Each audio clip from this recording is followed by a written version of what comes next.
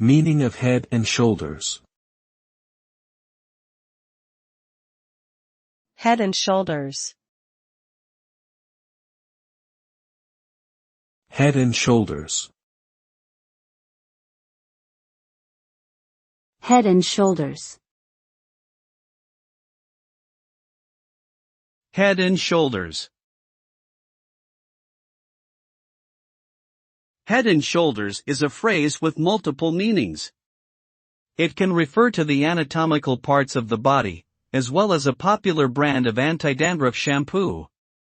Additionally, it can be used in the context of technical analysis in finance to describe a chart pattern indicating a potential trend reversal.